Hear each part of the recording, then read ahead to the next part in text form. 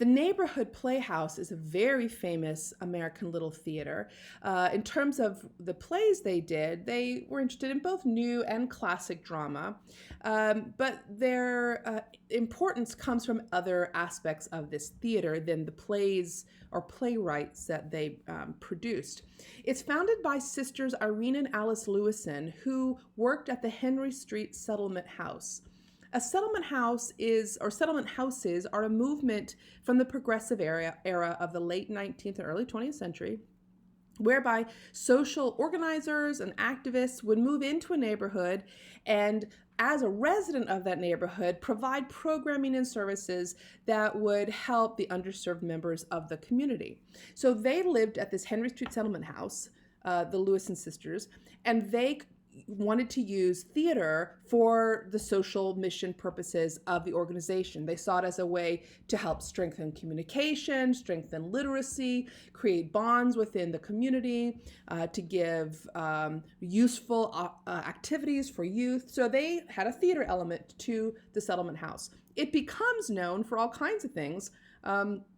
In addition to the social work, it becomes known for the fact that modern dancer and choreographer Martha Graham got her start teaching there in 1921. She taught, she choreographed, she did work with the people who both were residents and also professionals that would come do shows at the Neighborhood Playhouse. So Martha Graham starts her important work at the Neighborhood Playhouse.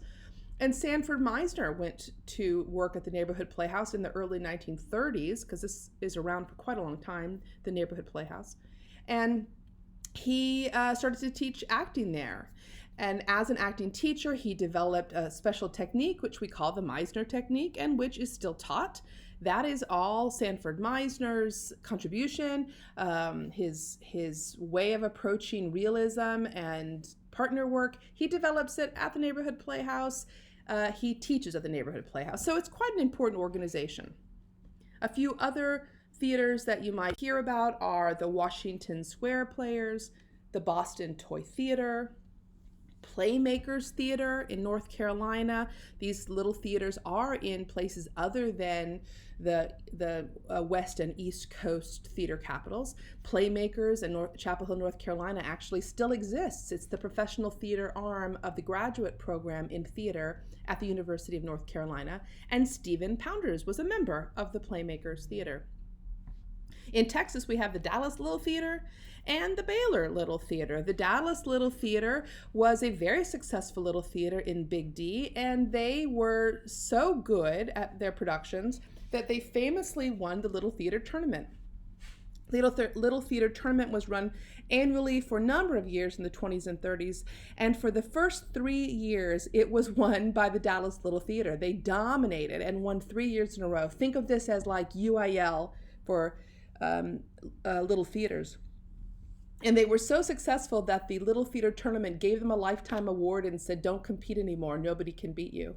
If you look at this slide in the letter that's on the upper corner from 1927, you'll see that the name of the prize you won if you competed and won the Little Theater Tournament. It was called the David Belasco Cup because it was funded by David Belasco. That great powerhouse of commercial theater was interested in promoting little theater also, and he gave the money for the prize. And Baylor had its own little theater. This was not uncommon.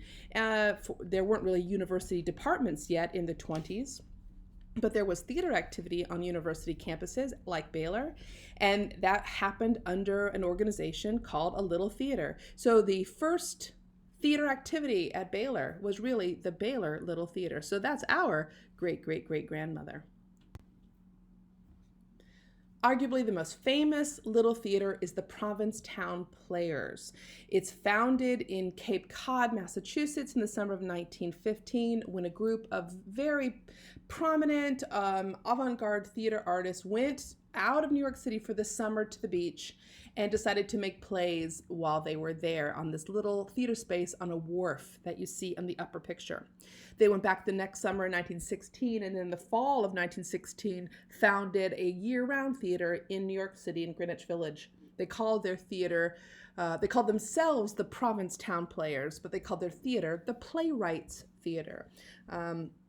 Whoever was whoever's play was being produced that week was sort of in charge, because the playwright was seen as the person who ought to be leading everybody else. They wanted to promote new American plays and new American playwrights.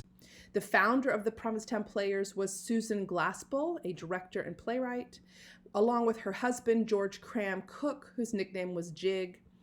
Susan Glaspell and Jig Cook founded and then ran this organization and recruited friends to be part of the work. Most notably, probably, would be Robert Edmond Jones, the world-famous designer who was a young kid at the time and joined this organization, and Eugene O'Neill, who will become the first really significant American playwright.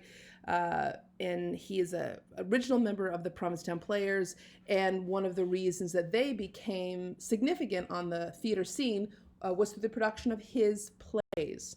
Here we see Eugene O'Neill on the left side up on the ladder holding up that piece of fabric. It's a picture showing them working on one of his plays. Because he was the playwright, he had the say in how it was designed and directed, and he was leading a build moment here. Sort of they staged it, I guess, but he really was working on the plays. Some of his early plays with the Provincetown Players include these titles, which you might run into sometime. If you're interested in knowing more about Eugene O'Neill or reading any of his plays, let me know. I can pass them along to you. They aren't on our schedule right now, but I'm happy to share them with you. Here are 3 other titles of important plays from the Little Theater movement. Trifles by Susan Glaspell, the co-founder and director of the Provincetown Players. She wrote this play in 1916. They produced it at the Provincetown Players in 1916, and you have read it or are about to read it. Overtones by Alice Gerstenberg is another short play, a one-act play like Trifles. It was written and produced at the Washington Square Players in 1915.